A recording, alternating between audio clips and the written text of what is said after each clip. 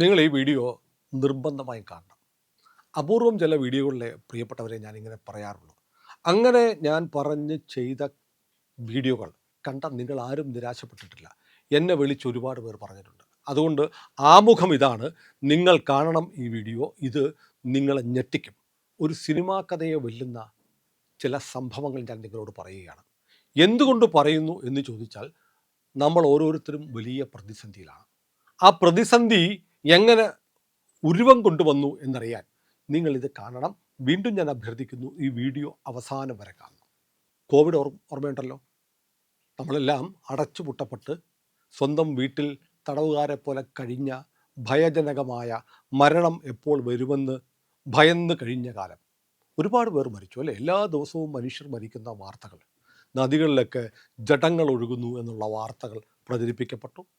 Oxygen ഇല്ലാതെ ആളുകൾ വലയുന്നു എന്നുള്ള വാർത്ത, ഇതൊക്കെ ഫേക്കായിരുന്നു. പലതും ഫേക്കായിരുന്നു. അവസാനം ഓക്സിജനുമായി വലിയ ടാങ്കറൊക്കെ വന്നപ്പോൾ ആർക്കും ഓക്സിജൻ വേണ്ടായിരുന്നു. അതവിടെ നിൽക്കട്ടെ. അങ്ങനെ രാജ്യം വല്ലാതെ ഭയപ്പാടോടെ കഴിയുന്ന കോവിഡ് കാലം 2020, 2021. ഡൽഹിയിലെ ഒരു ചെറുപ്പക്കാരൻ, 20 വയസ്സ്, അയാൾ കേന്ദ്ര സർക്കാരിന് കത്തയക്കുകയാണ്. റൈറ്റ് ടു ഇൻഫർമേഷൻ, വിവരാവകാശ നിയമപ്രകാരം അയാൾ ചോദിച്ചുകൊണ്ടിരിക്കുന്നത്, നിങ്ങൾ ഈ രാജ്യത്തുള്ള ജനങ്ങൾക്കെല്ലാം കോവിഷീൽഡും കോവാക്സിനും കൊടുക്കുന്നു. ഭാരത് ബയോടെക്കിൻ്റെ കോവാക്സിൻ, സിറം ഇൻസ്റ്റിറ്റ്യൂട്ടിൻ്റെ കോവിഷീൽഡ് കൊടുക്കുന്നു. ഇതിന് നിങ്ങൾ എന്തുകൊണ്ട് അനുമതി കൊടുത്തു? ഈ മരുന്ന് തെളിയിക്കപ്പെട്ടതാണോ? അതിനുള്ള മറുപടി ചോദിച്ചപ്പോൾ സർക്കാർ പറഞ്ഞു, അത് വാണിജ്യ രഹസ്യമാണ്, മറുപടി തരാൻ സൗകര്യപ്പെടില്ല എന്ന് പറഞ്ഞു. മറുപടി കൊടുത്ത് അതൊരു വിവാദമാക്കാൻ ഈ ചെറുപ്പക്കാരുടെ താല്പര്യമുണ്ടായിരുന്നു. കാരണം അമേരിക്കൻ ഭീകരനായ ഫൈസർ എന്ന് പറയുന്ന കമ്പനി അവരുടെ വാക്സിൻ ഇന്ത്യയിൽ വിറ്റഴിക്കാൻ 148 കോടി ജനങ്ങളുണ്ട്. എത്ര ലക്ഷം കോടി രൂപയുടെ കച്ചവടമാണ് ഫൈസർ ആഗ്രഹിച്ചത്. പക്ഷേ ഇന്ത്യ സർക്കാർ പറഞ്ഞു, ഞങ്ങൾക്ക് ഞങ്ങളുടെ വാക്സിനുണ്ട്, കോവാക്സിനുണ്ട്, കോവിഷീൽഡുണ്ട്, ഇന്ത്യയിലെ ജനങ്ങൾക്ക് അത് മതി എന്ന് പറഞ്ഞ് നമ്മൾ അത് കൊടുത്തു. 62 രാജ്യങ്ങൾക്ക് നമ്മൾ ഈ വാക്സിൻ കൊടുത്തു. ലോകത്തിൻ്റെ വാക്സിൻ ഹബ്ബായി ഇന്ത്യ മാറി. ഇന്ത്യൻ കമ്പനികൾ, ഭാരത് ബയോടെക്, സിറം ഇൻസ്റ്റിറ്റ്യൂട്ട്, കോവിഡിനെ പ്രതിരോധിച്ചു, ലോകത്തെ ജനങ്ങളെ സഹായിച്ചു.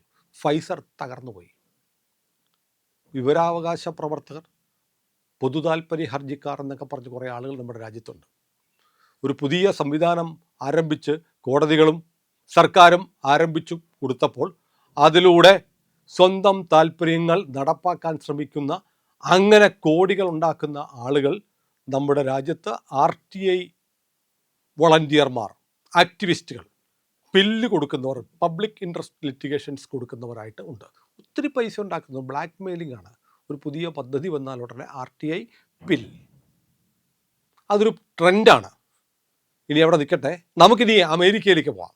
2003 ഇതേ ഫൈസർ കമ്പനി ലിബിറ്റർ എന്ന് പറയുന്ന ഒരു മരുന്ന്, ഇപ്പോഴും ഉണ്ട് കേട്ടോ, ഒരു മരുന്നുണ്ടാക്കി അതിൻ്റെ കുത്തക അവകാശപ്പെട്ടുകൊണ്ടിരുന്ന കാലം. ലിബിറ്റർ എന്ന് പറയുന്ന ഈ മരുന്ന് ഉയർന്ന കൊളസ്ട്രോൾ, ഹൃദയാഘാതം, സ്ട്രോക്ക് ഇവയൊക്കെ തടയുന്ന ഒരു സ്റ്റാറ്റിൻ മരുന്നാണ്. അങ്ങനെ ഇരിക്കെ ലോക വിപണിയിലേക്ക് ഒരു ഇന്ത്യൻ കമ്പനി, നിങ്ങൾ കേട്ടിട്ടുണ്ടാവും, റാൻബാക്സി എന്ന് പറയുന്ന കമ്പനി അറ്റോർവിസ്റ്റാറ്റിൻ എന്ന് പറയുന്ന ഒരു ജനറിക് മരുന്ന് ഇറക്കുന്നു. ജനറിക് മരുന്ന് എന്ന് പറഞ്ഞാൽ എന്താണെന്നറിയോ? പാരസെറ്റമോൾ. അതൊരു ജനറിക് മരുന്നാണ്. അതിൻ്റെ കൂടെ എന്തെങ്കിലും ഒരു സാധനം ചേർത്തിട്ട് കമ്പനിക്കാർ വേറെ പേരിൽ വയ്ക്കും. അതാണ് ക്രോസിൻ. മനസ്സിലായില്ലേ? പാരസെറ്റമോളാണ് ബേസ് അടിസ്ഥാനപരമായി.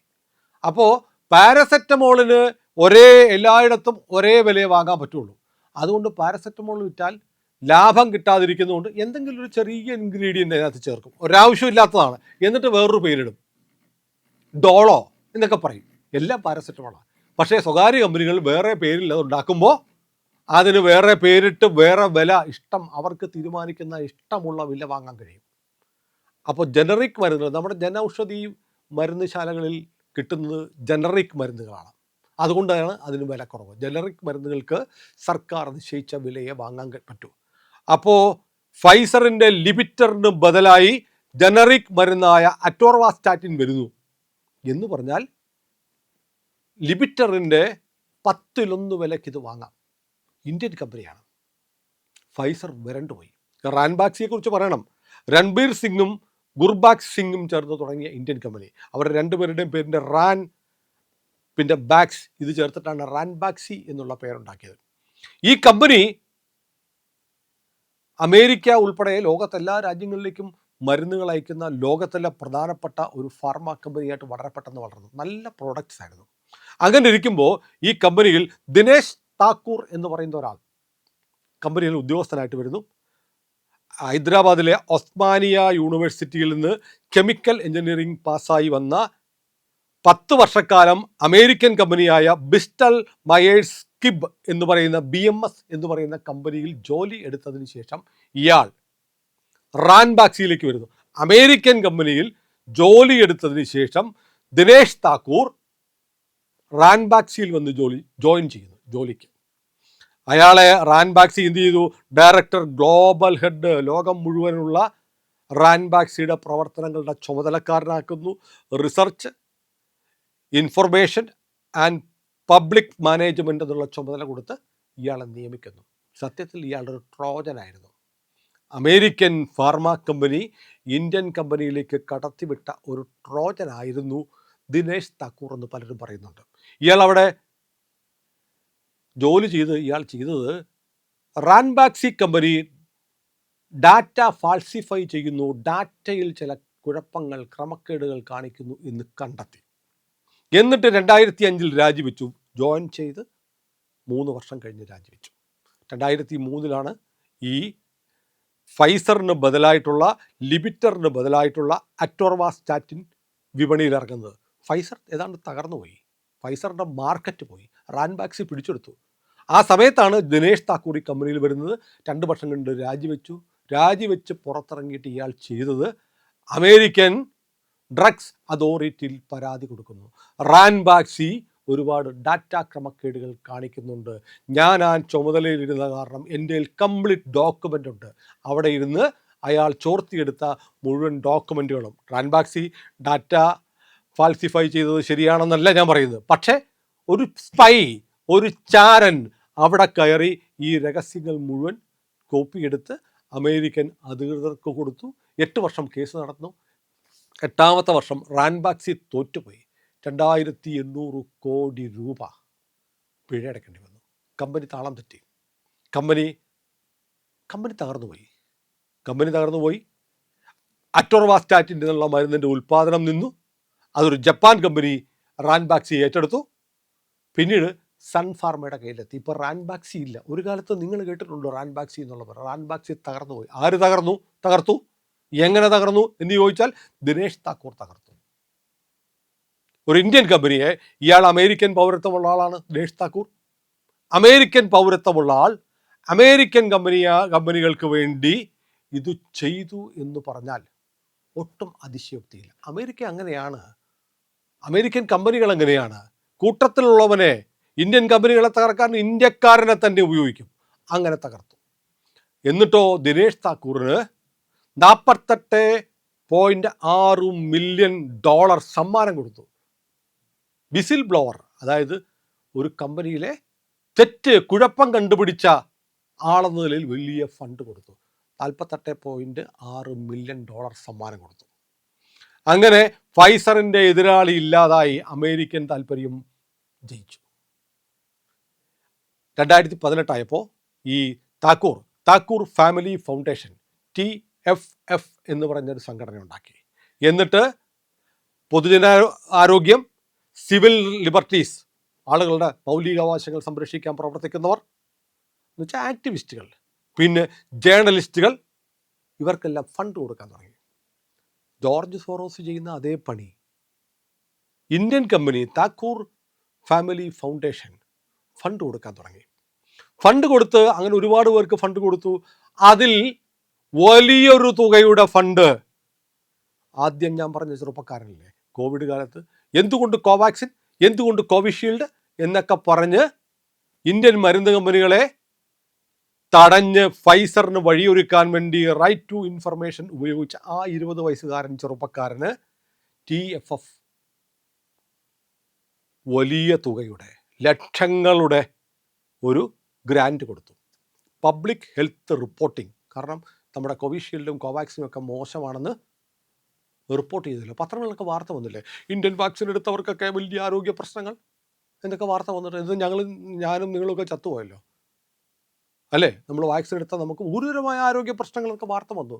പബ്ലിക് റിപ്പോർട്ടിംഗ് അത്തരം വാർത്തകൾ ഉണ്ടാക്കിയെടുത്തു. അത്തരം കാര്യങ്ങൾ ചെയ്തതിന് സമ്മാനമായി ദശലക്ഷം കണക്കിന് ഡോളർ TFF ആ ചെറുപ്പക്കാരന് കൊടുത്തു. യാദൃശ്ചികമാണോ? ആലോചിച്ച് നോക്കൂ. തീർന്നില്ല. അതുകൂടാതെ 2024 $8070 ഗ്രാൻഡ് വീണ്ടും കൊടുത്തു. ഇന്ത്യൻ ഫാർമ കമ്പനികൾക്കെതിരെ ഫണ്ട് ചെയ്യുന്ന ഒരു ഏജൻസിയായി TFF മാറി. എന്നിട്ട് ഈ ചെറുപ്പക്കാരൻ പറഞ്ഞു, താക്കൂർ സാറിന് എൻ്റെ പ്രത്യേക നന്ദി, എനിക്ക് ഭയങ്കര സന്തോഷം, എനിക്ക് ഈ ഗ്രാൻഡ് തന്നതിന് നന്ദി എന്ന് പറഞ്ഞ് ആ ചെറുപ്പക്കാരൻ സോഷ്യൽ മീഡിയ ഹാൻഡിലിൽ പോസ്റ്റ് ചെയ്തു. ആ ചെറുപ്പക്കാരൻ്റെ പേര് ഞാൻ ഇതുവരെ പറഞ്ഞില്ല. പക്ഷേ അവനിപ്പോൾ താമസിക്കുന്നത് മാസം 4 ലക്ഷം വാടകയുള്ള വീട്ടിലാണ്.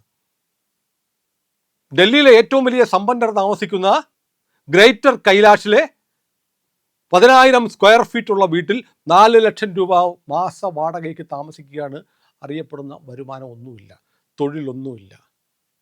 മാധ്യമ പ്രവർത്തനം, അമിറ്റി സർവകലാശാലയിൽ നിന്ന് മാധ്യമ പ്രവർത്തനം പഠിച്ചതാണ്, പക്ഷെ ജോലിയില്ല.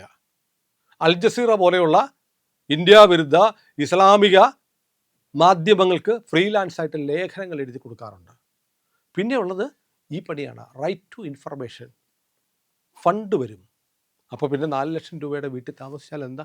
ഫണ്ടുണ്ടെന്നേ. 4 ലക്ഷം രൂപയുടെ വീട്ടിൽ താമസിക്കാൻ കഴിയുന്ന ഒരാൾക്ക് ഒരു മാസം എത്ര വരുമാനം ഉണ്ടാവും? ഇനി ഞാൻ ആ ചെറുപ്പക്കാരൻ്റെ പേര് പറയാം. സൗരവ് ദാസ്. ഓർമ്മയുണ്ടോ? പരിചയമുണ്ടോ പേര്? നിങ്ങൾ കണ്ടിട്ടുണ്ട്. പാറ്റകളുടെ സമരത്തിൻ്റെ കൂടെ അഭിജിത്ത് ദിപ്കയുടെ കൂടെ നിന്ന് പാറ്റകളുടെ ദേശീയ വക്താവായി സംസാരിക്കുന്ന സൗരവ് ദാസ്. സൗരവ് ദാസ് ഈ TFF ഫൗണ്ടേഷൻ്റെ ഫൗണ്ടറാണ് എന്നാണ് പറയുന്നത്. ഇതൊന്നും കളവല്ല കേട്ടോ, ഇതൊക്കെ രേഖയുണ്ട്. ഈ ഗ്രാൻഡ് TFFൻ്റെ ഗ്രാൻഡ് കിട്ടിയപ്പോൾ ഞാൻ അങ്ങയോട് നന്ദി പറയുന്നു എന്നുള്ള പോസ്റ്റ് ഇട്ടിരുന്നത് കാണിക്കാം നിങ്ങളെ. ഇപ്പോൾ ഈ വിവരങ്ങൾ പുറത്തു വന്നപ്പോൾ ഇയാൾ ഒരു ഭീഷണി പുറപ്പെടുവിച്ചിട്ടുണ്ട്. അങ്ങനൊന്നും ആരും പറയാൻ പാടില്ല, എനിക്കൊരു ബന്ധവുമില്ല, അങ്ങനെ ആരെങ്കിലും പറഞ്ഞാൽ ഞാൻ കേസ് കൊടുക്കും എന്ന്. പക്ഷേ അയാളുടെ സോഷ്യൽ മീഡിയ അക്കൗണ്ടിൽ TFFൻ്റെ ഒരു ക്ലൈമറ്റ് അസോസിയേഷൻ്റെ ഫൗണ്ടറാണ് താനെന്ന് അവകാശപ്പെടുന്ന രേഖ ഇപ്പോഴും കിടപ്പുണ്ട്. നോക്കൂ, പാറ്റ സമരം എന്ന് പറയുന്ന സമരം ഇന്ത്യയിലെ എന്തോ ചിലതിനെയൊക്കെ തകർക്കാൻ വേണ്ടി സോറോസ് ചെയ്യുന്നത് പോലെ ഫണ്ടഡ് ആണ് എന്ന് പറയാൻ 2 വട്ടം ഇനി ആലോചിക്കണം. നമ്മൾ വെറുതെ നീറ്റ് പരീക്ഷയിൽ എഴുതാൻ ബുദ്ധിമുട്ട് വന്ന് വിഷമിച്ച മനസ്സുകൊണ്ട വിദ്യാർത്ഥികളുടെ സമരം എന്നൊക്കെ പറയുന്നില്ലേ? എന്താണ് ജാർഖണ്ഡിലെ സമരത്തിന് അഭിജിത്ത് ദിപ്കെ പോവാത്തത്? സൗരവ് ദാസ് എന്താ പോവാത്തത്? കാരണം അത് കോൺഗ്രസ് സർക്കാരിൻ്റെയാണ്. കോൺഗ്രസ് സർക്കാരിൻ്റെ എതിരെ വീഴ്ചക്കെതിരെ സമരം ചെയ്താൽ അഭിജിത്ത് ദിപ്കെ പോവില്ല, സൗരവ് ദാസ് പോവില്ല. അഭിജിത്ത് ദിപ്കെ ആം ആദ്മി പാർട്ടിക്കാരനാണല്ലോ, ആം ആദ്മിയുടെ സോഷ്യൽ മീഡിയയുടെ ഹെഡായിരുന്നില്ലേ? സൗരവ് ദാസ് ഇന്ത്യ വിരുദ്ധരായ എല്ലാവരുമായും ചേർന്ന് നിൽക്കുന്ന എത്രയോ ചിത്രങ്ങൾ വന്നിട്ടുണ്ട്. നരേന്ദ്രമോദിയോട് അനവസരത്തിൽ അനാവശ്യ ചോദ്യം ചോദിക്കാൻ ശ്രമിച്ച ആ വിദേശ മാധ്യമ പ്രവർത്തകരുടെ കൂടെ ഇയാൾ നിൽക്കുന്ന ചിത്രം വന്നിട്ടില്ലേ? അപ്പോൾ സൗരവ് ദാസ് എന്ന് പറയുന്ന ഇയാൾ ആർക്ക് വേണ്ടിയാണ് ഇപ്പോൾ പണിയെടുക്കുന്നത്? ഇന്ത്യയുടെ വാക്സിനെതിരെ പണിയെടുത്തതുപോലെ ഇന്ത്യയിലെ സർക്കാരിനെ വീഴ്ത്താൻ വേണ്ടി. ആർക്ക് വേണ്ടി? ഈ സർക്കാർ വന്ന ഒരു ഫൈസർ തന്നെ ഉണ്ടാവാം. കാരണം ഫൈസറിന് എത്ര കോടി രൂപയുടെ നഷ്ടമാണ് ഈ കോവാക്സിനും കോവിഷീൽഡും ഇന്ത്യയിൽ വിറ്റത് വഴി. ഫൈസറിൻ്റെ വാക്സിൻ ആരും വാങ്ങിച്ചില്ല, സൗജന്യമായിട്ട് സർക്കാർ കൊടുത്തു എല്ലാവർക്കും, കോവിഷീൽഡും കോവാക്സിനും. 148 കോടിയുള്ള ലോകത്തിലെ ഏറ്റവും കൂടുതൽ ജനസംഖ്യയുള്ള ആളുകളെ മുഴുവൻ വാക്സിനേറ്റ് ചെയ്ത് ലക്ഷം കോടി രൂപ ഉണ്ടാക്കാൻ കരുതി വന്ന ഒരു കമ്പനിയുടെ മുന്നിൽ വാതിൽ കൊട്ടിയടച്ചു നരേന്ദ്രമോദി സർക്കാർ. ക്ഷമിക്കുമോ അമേരിക്ക? പൊറുക്കുമോ അമേരിക്ക?